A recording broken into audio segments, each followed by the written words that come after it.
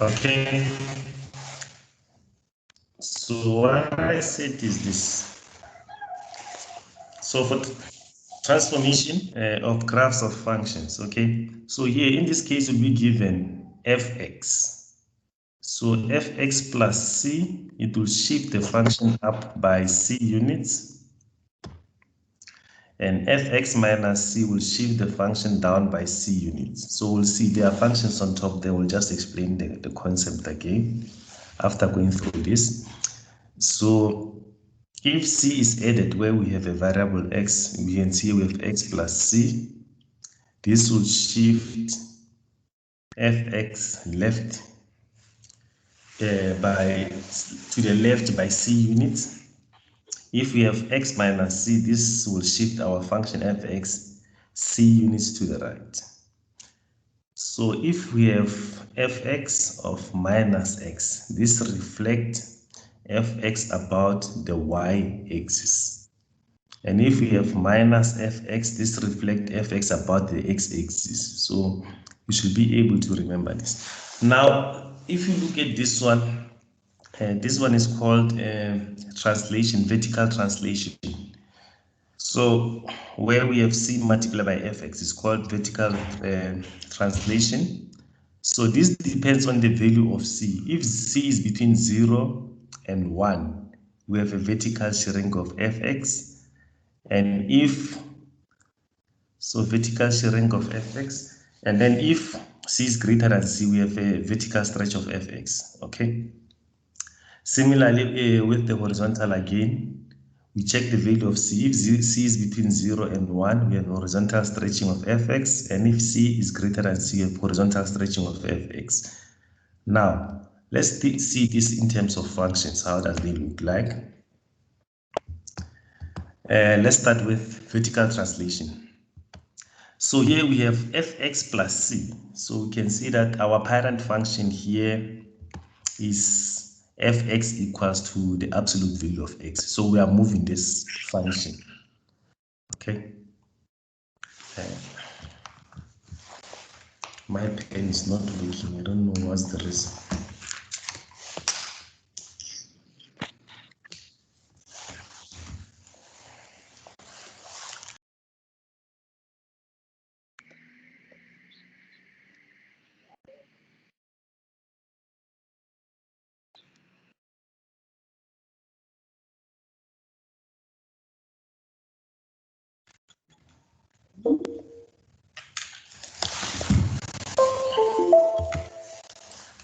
Hello, can you hear me?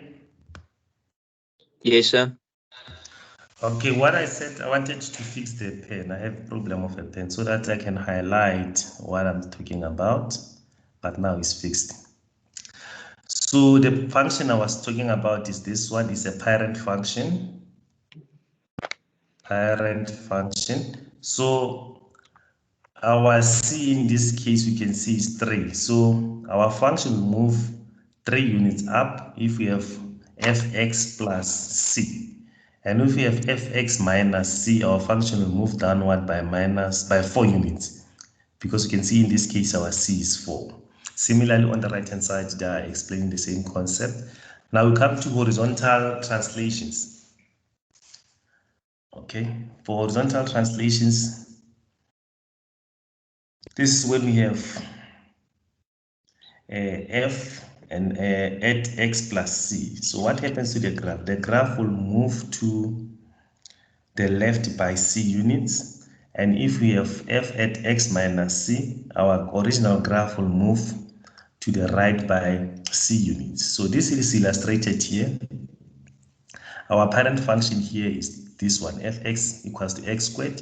You can see here it has moved to the right by 2 units for this function, and it has moved to the left by 3 units. So you should be able to do this.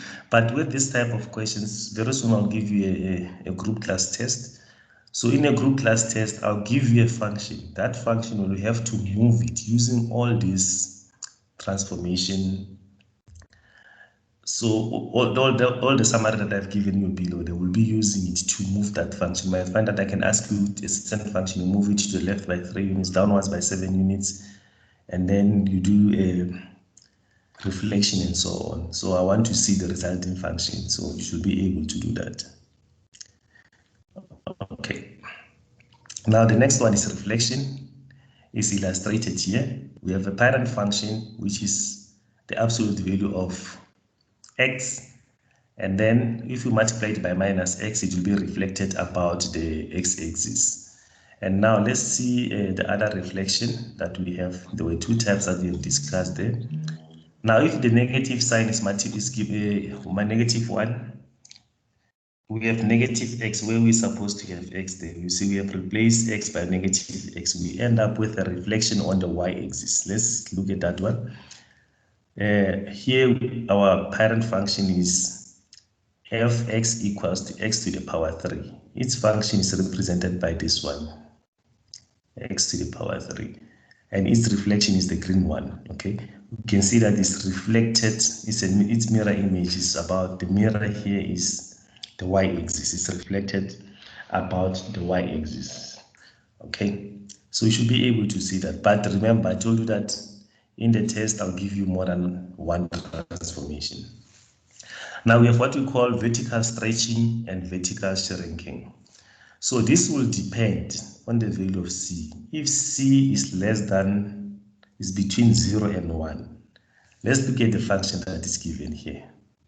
The function is f(x) equals to x squared. This is the parent function. So we check the behavior of the function as we change this value c. So you have 1 over 4 fx. So for 1 over 4, please switch off your mics. Okay. Hello. So here we have 1 over fx. Let's see how it affects the graph. Can you see that the graph is moving away from the y-axis, or is moving towards the x-axis if c is between 0 and 1. And if c is greater than 1, you can see that our function is moving closer to the y-axis. So they're explaining it there with a good English, but I just wanted to simplify that. Okay, now which one is shrinking? So between 0 and 1, they say if c is between 0 and 1, they say we have vertical shrinking, and if c is greater than 1, we have a vertical stretching. So those are the things. Similarly, you'll have to explain the same thing for horizontal stretching and shrinking. It will usually be the opposite of the one we have on top there. Now let's look at the parent function. Now our parent function here is f(x) equals to the absolute value of x. Now this one is when c is less than 0, c is less than 1, between 0 and 1, and this one is for c when it's greater than 0. Okay, so you should check the behavior of the function. How does it look like? Okay, so the explanation is given on top here. They say that if c is multiplied with the variable of the function, then the graph of the function will undergo a horizontal stretching or compression. So when the function becomes f(x) and c is between 0 and 1, we have the horizontal stretching of the graph of fx will occur. Graphically, a vertical stretching pulls the graph of y-axis away from the y-axis. Okay, that's when c is between 0 and 1. And when c is greater than 1, the function of f at cx, a horizontal shrinking of the graph of y-axis will occur. A horizontal shrinking pushes the graph of fx towards the y-axis. In general, a horizontal stretching or shrinking means that every point they are explaining the points. Okay, so basically this ends our transformation. Now when I give you, like I said, I'm going to give you a problem to solve, and that problem will involve more than one transformation. So mathematically they have developed an order, so you use the following order to graph a function involving more than one transformation. So you start with the total translation, then you come to stretching or shrinking and reflecting and vertical. Okay, so that is the case. Okay, Now let's see this one. The graph the following functions and state the domain and the range. So we are given fx equals 2, and we have in bracket x plus 2 squared minus 3. So now they are showing you the order. You start, the parent function here is x squared, okay? X squared, so the parent function is x squared. Then according, hello, can you hear me? I can see people are complaining. Eh? Yes. Yes, What's but you are cutting, sir. I'm cutting. Yes, we can't get some words. Some words. You can see when I'm writing on the board, you can see. Yeah, that we can see clearly. Okay, maybe this is, I'm using TUT internet that they've given me today, not my own. My own is not working. So maybe this is the one that is cutting today. Okay. So let me try to improve it.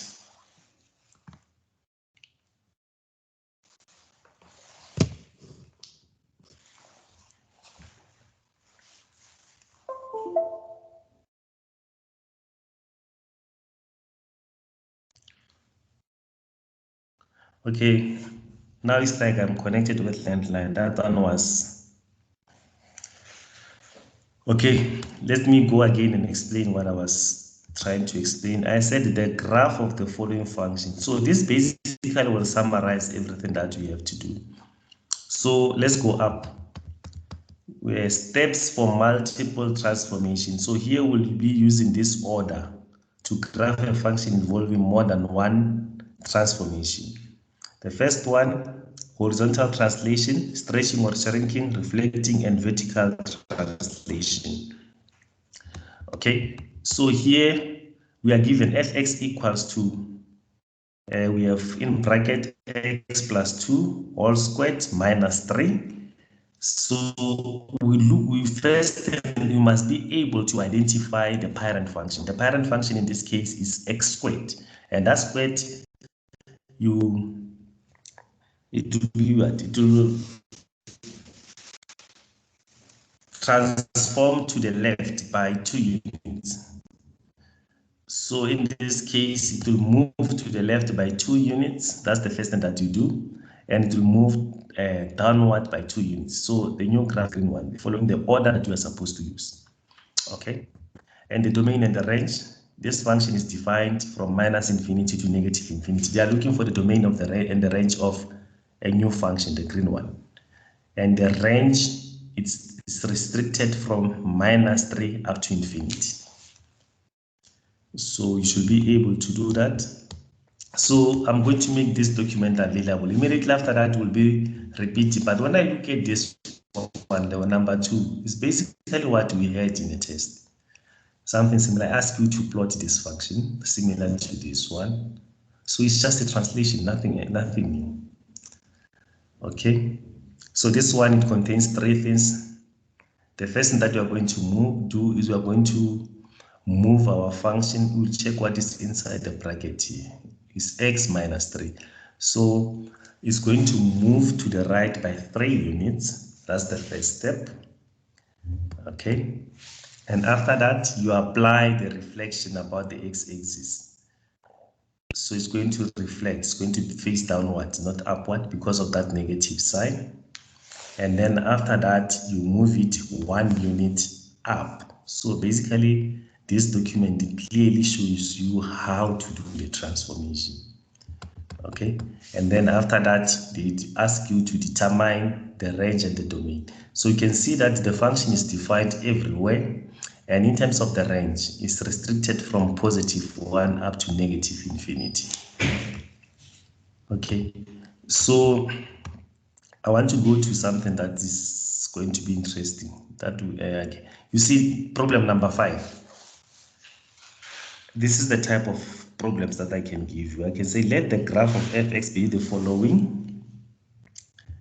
Graph the following problems. So this means you are using the given graph This is the graph. This graph, we can call it fx. Now, this graph here, you are going to do graph the following problems. Fx minus 3. So you'll minus fx minus 3. This graph, what will happen to this graph? The same graph, you must move it 3 units to the left. 3 units to the right, actually. Fx minus 3, 3 units to the right. I think I'm making a mistake. It's fx minus 3. This means, is it going up or down? Down. Down by 3. Going down, say. Yeah, I can see my mistake.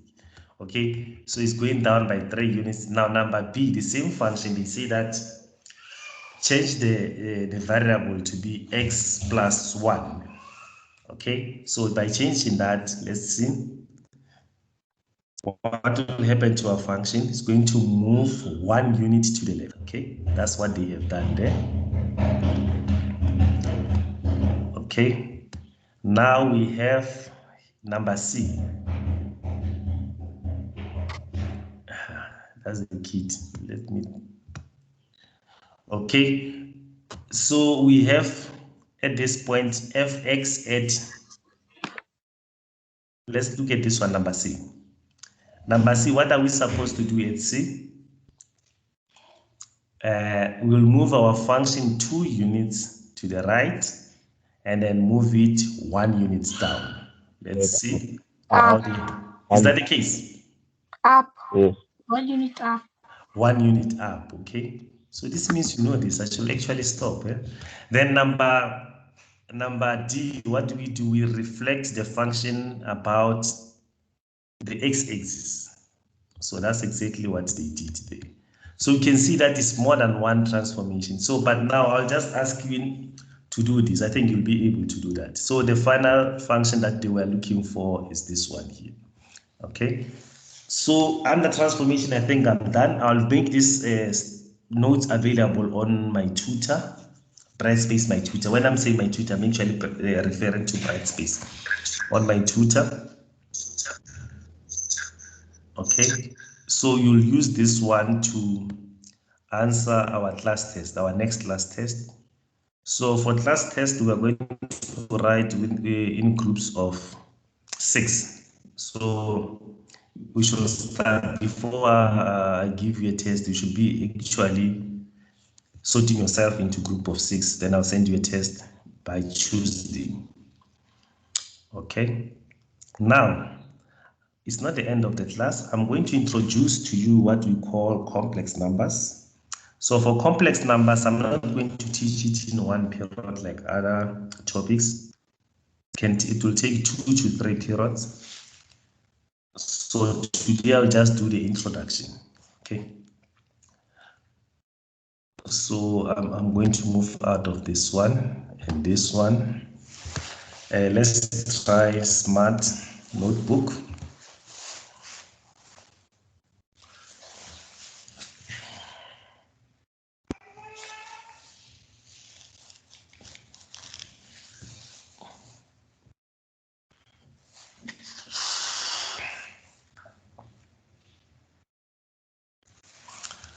Okay. So this class, it will be basically based the introduction on what I did in the first class. In the first class, when I started this year, I introduced what we call real number system. So that's where my class will actually start. So I'm going to write a set here using a universal set. I think in high school we discussed the universal set. So this is my universal set here.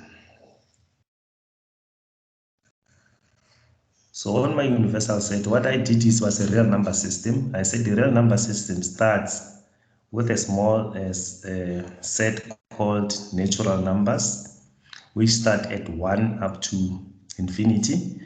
Then we introduce a 0. When we introduce a 0, it was what? Is it W? You must help me. I'm getting old. And after that, we introduce negative numbers. Then we have what we call integers, Z. And from integers, we introduce fractions, and we have what we call rational numbers. And rational numbers are indicated by Q. And rational numbers consist of a small set, another set here called irrational numbers. So irrational numbers and rational numbers, they're actually related, they are friends. So this set, when you combine all of this, you end up with a bigger set called real number system, represented by R, or it can go outside actually. Let me put it outside this R. So this will be R. And when you're solving a quadratic equation in high school and your solution is under the square root sign, and you say that the problem is not possible, you cannot solve it, or your solution are imaginary. So now what does R and I give you? When you combine real numbers and imaginary numbers, we have a new set of numbers called complex numbers. So complex numbers actually consist of a real part and imaginary part.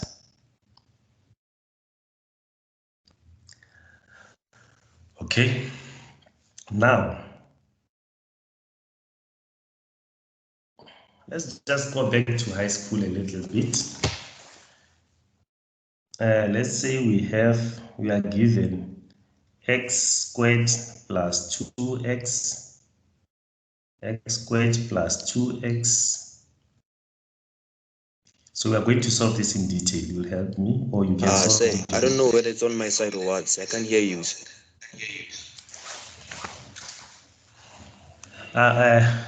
Can you hear me now when I'm saying x squared plus 2x plus 5 equals to 0?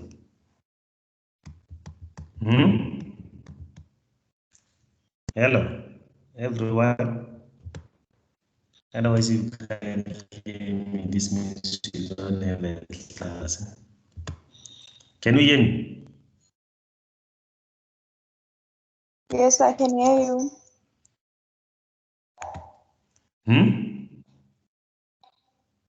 Can you hear me? Yes. Yes, sir. Yes, sir. Can you hear me? Okay, let's solve this quadratic equation. X squared plus 2x plus 5 equals to 0. So take a piece of paper, you solve it, we compare our solution. Yeah?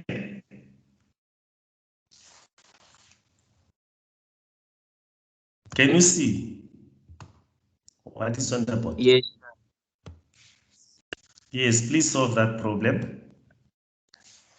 So to solve this one, you will need a quadratic formula. X equals to minus b plus or minus the square root of b squared minus 4ac all over 2a. Is that the case?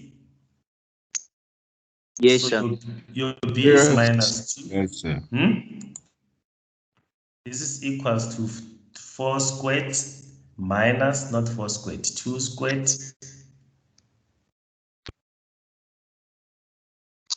2 squared minus 4, this is 1, and our c is 5, all over 2 multiplied by 1. So let's solve this. Minus 2 plus or minus the square root of 4 minus, is it 20? 20 all over 2, and we have minus 2 plus or minus the square root of 16 multiplied by negative 1 all over 2, which is equals to negative 2 plus or minus the square root of 16 multiplied by the square root of minus 1 all over 2. And this is minus 2 plus or minus 4 multiplied by root minus 1 all over 2. And this is equals to minus 1 plus or minus 2 root minus 1.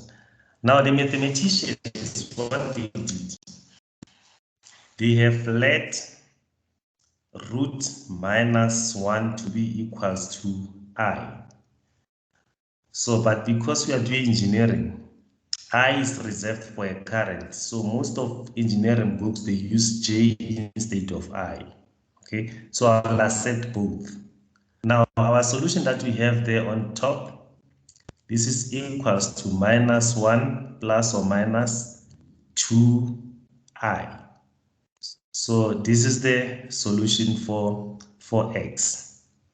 Okay, now this is complex numbers, and we say x is equals to a plus or minus b I. So usually we write z. This is the what we use. Z equals to a plus or minus bi, and a represent the real part, and b represent the imaginary part. The imaginary part that you say this, the solution is non-real, it's imaginary. So this basically example introduced to you what we call complex numbers. Okay.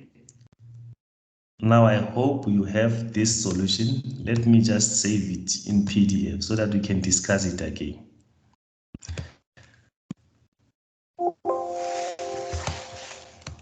Solution of, let's say, quadratic equation.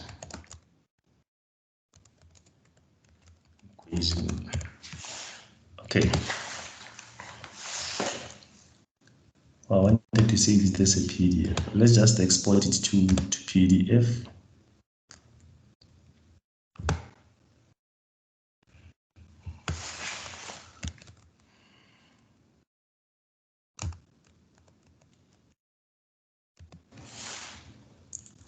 Okay, I want to go to it again, and we try to look at it.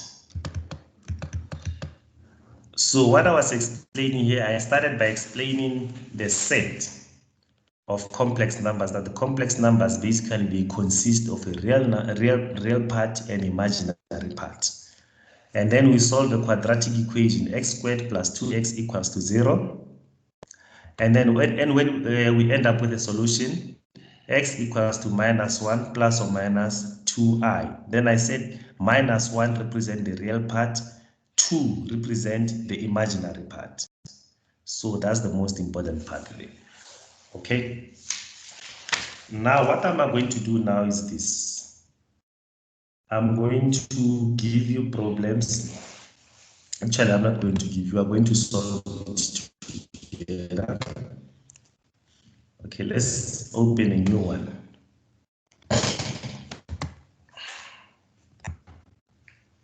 Okay, now as you solve this quadratic, here they say evaluate I to the power 3 or j to the power 3, number 1. Number 2, evaluate j to the power I to the power 4. You can use j if you're comfortable with j. And then I to the power 23, number 4. Let's say minus 4 over I to the power 9. Okay, so the first 3, I'll just solve them directly here. Okay, we said that the mathematicians give I to be equals to the square root of minus 1. Now, what does that mean? If you square both sides, this implies that I squared is equals to minus 1. So here, let's see, we have I squared multiplied by I. This will be equals to minus 1 multiplied by I, and this is equals to minus I. Okay, this one you can write it as I squared equals to -1 squared, and this is equivalent to 1. And I to the power 23, we can write it as I squared to the power 10 multiplied by I, and this is equivalent to -1 to the power 10 I, and this is equals to, so -1 to the power even number, it will give you just 1, and 1 multiplied by I, this is equals to I. So your answer for number 3 is I. Now let's deal with number 4. We have -4 all over I to the power 2. Let's put it to the power 2. And this will be 4I. So I want to erase this one so that you can clearly see that this is 2. Okay. So it's I to the power 2. So you can see the powers. The base is the same. So we have I to the power 2. If you multiply this, they give you 8 plus 1 is 9. Okay. So we have -4 over, this is equals to -4 over -1 squared multiplied by I equals to -4 over, then minus I squared -1 squared will give you 1. So we end up with just I. We have -4 over I. Now to simplify this one, we do what we call rationalizing. So the conjugate of I is -I. So multiply this by -I over -I. So we say we multiply it by its conjugate. Okay, let's do that. So if you multiply it by its conjugate, you end up with 4 over -I squared. But we know that I squared is just what? It's -1. So you have 4 over, okay, I forgot I on top. So there's I here. 4I over -1 into -1 here, and this gives you 4I. So that's our final solution. So what I'm trying to show you that you'll get problems that involve this. We have to play around with I. I'm getting you to get used to the value of I. I hope you're comfortable with this. Okay, so this is what I was playing around with. Yes, I can hear you. Sorry, sir, can you explain number 3 again, sir? How did you get the 23 as an exponent? Okay, let's not use I. Let's just use a simple complex, a simple exponent. Number 3. Let's say you have x squared to the power 23. This will be equivalent to x squared multiplied by x to the power 10 and multiplied by x.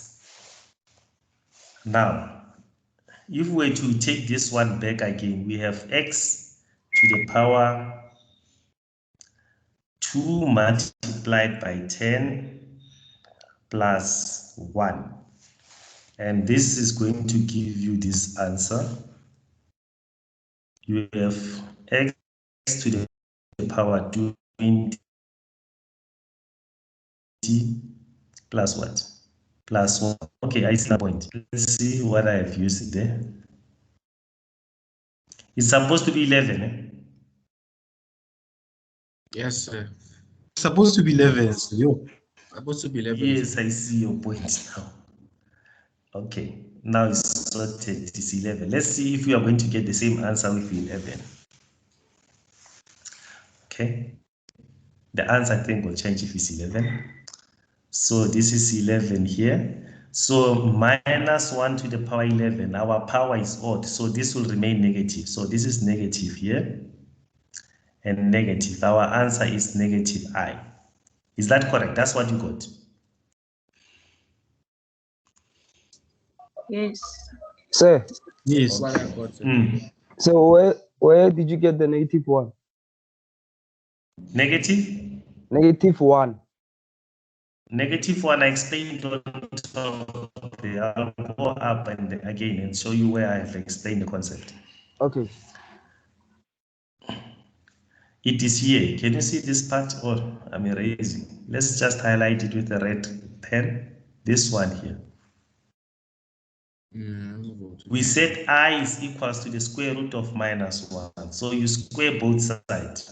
If you square this side and square this side, so you end up with I squared equals to -1. Do you agree with me?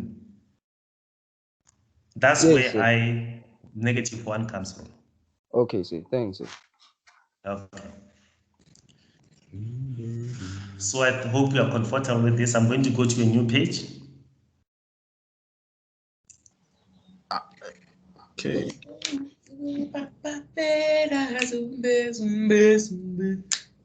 Remember, I can take you out of my class. Don't make noise. So new page.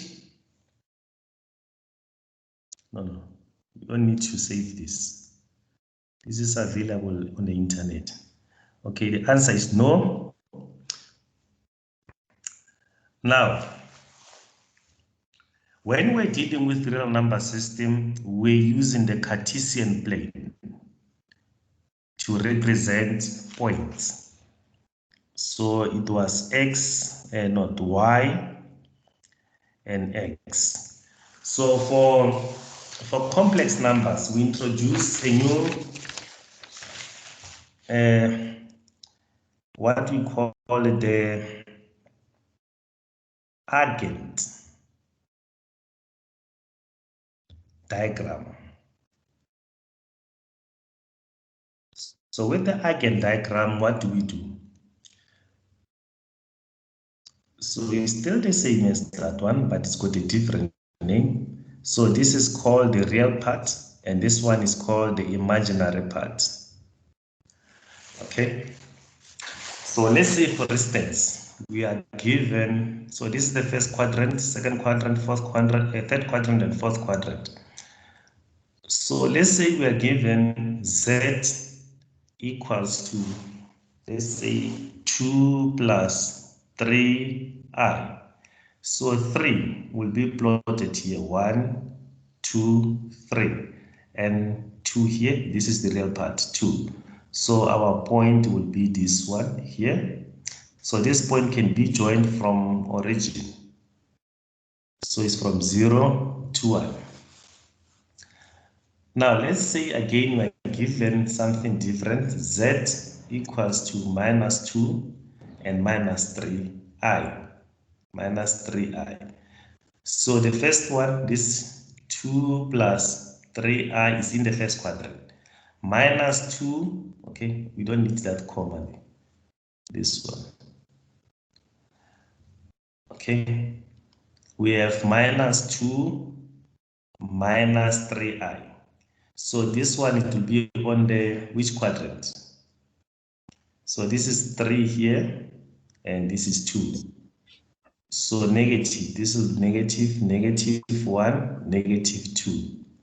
Okay, 1, 2, 3. So it will be, this is -3. So it will be on the third quadrant. So this is the point that we have here, on the third quadrant. So this means on the fourth quadrant we have what? Let's take something on the fourth quadrant. Z equals to, let's say, 2 and -3i.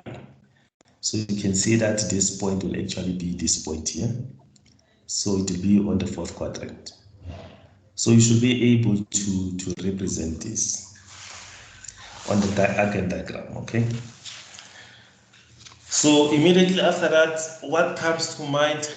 How do we add or subtract complex numbers? Okay. So immediately after Eigen diagram, what comes to mind is how do we add? Now let's say we are given, I'll use the one that I have on top, but I'm just going to write it in general. Let's say we have Z 1 equals to A. Sir, can you please repeat the Eigen diagram? The Eigen diagram.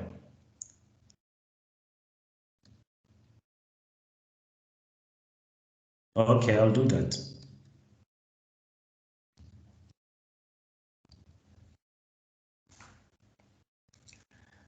So for the eigendiagram, I said the eigendiagram is just similar to the normal one, this one, the Cartesian plane.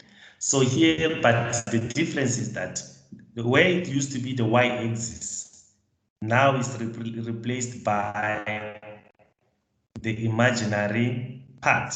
And where it used to be the x-axis, we replace it by the real part.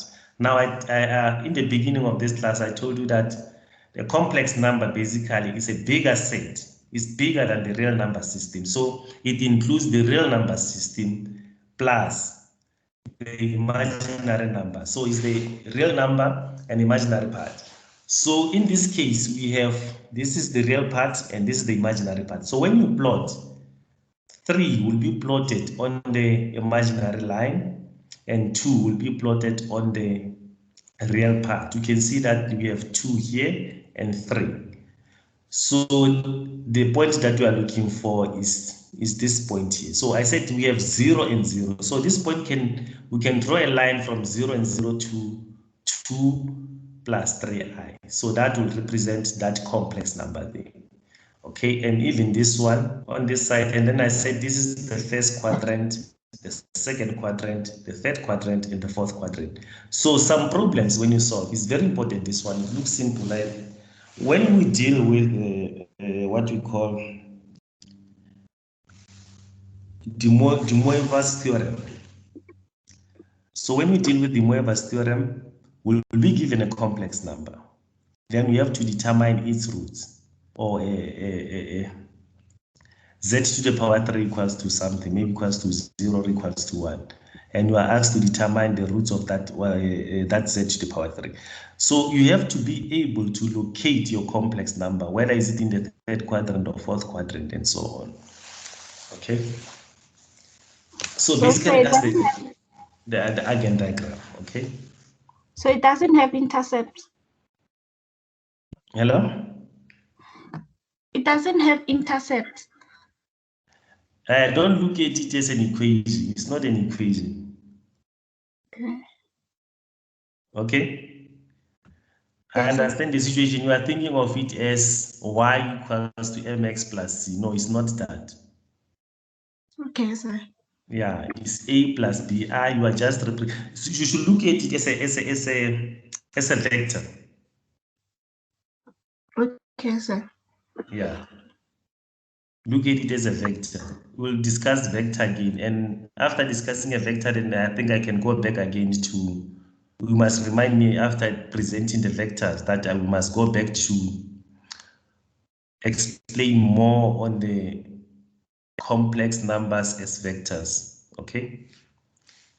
Because they are related actually. So if the Eigen diagram is regarded as a vector, does it mean that it has a resultant as well? Yeah, it can have resultant as well. Yeah, we'll see. That's why I'm saying that it can be represented as a vector. Yes, we'll see it later on when we deal with that actually. Okay, sir. I think those who are repeating, I don't know who are they. There was a question, and that question was an application of vectors in the major test 1. So in that application, the students were asked to calculate, to determine the resultant and determine the angle between different vectors. But those vectors were actually complex numbers. Okay. So you can determine the resultant and the angle between the vectors, okay? Okay, thank you. I can see it's still confusing, but now what I'll ask you to represent a given complex number on the eigen diagram. So you just represent it. You don't plot, you represent it, okay? So what I wanted to discuss before I end my class, I'm going to end there. I'm going to do only subtraction and addition. So let's deal with addition. Okay, so we are adding Z1 plus Z2. This will be equals to A plus BI plus C plus DI. So we are adding these two complex numbers. So we add the real numbers, the real part. That's going to be A plus B plus B. No, you don't correct me. What are the real ones? I think my mistake here. We add the real. Is C, isn't Yeah, A Yes, plus sir. C. Yeah, A plus C, and we have B plus Plus D. I. I. So we add the real part together, the imaginary part together. So that's how we add the real, the complex numbers. So automatically, I think you know what will be the answer for subtraction, because addition and subtraction, they are friends. So Yes, let's sir. see. Z1 minus Z2. It can be another way around, it doesn't matter. Z2 minus Z1, okay? So I'm just going to write it first. A plus BI minus C plus DI. On the next step now, we have A minus C plus B minus D. I. So that will be your solution. Can you see that this is we just took the sign, the change in signs only. There we have A plus C and B plus D. Below for under subtraction, you have A minus C and B minus D. Okay, so I'm going to stop there because I said this introduction. So in the next class, we can discuss multiplication and division of complex numbers, and also discuss equality of complex numbers. When do we say two complex numbers are equal? So that's where we are going to start in the next class. So you can go and read about it. Multiplication, division, and equality of complex numbers. Okay, I want to take questions before I end my class here. It's Friday today. You don't need one long class. Okay. So under the report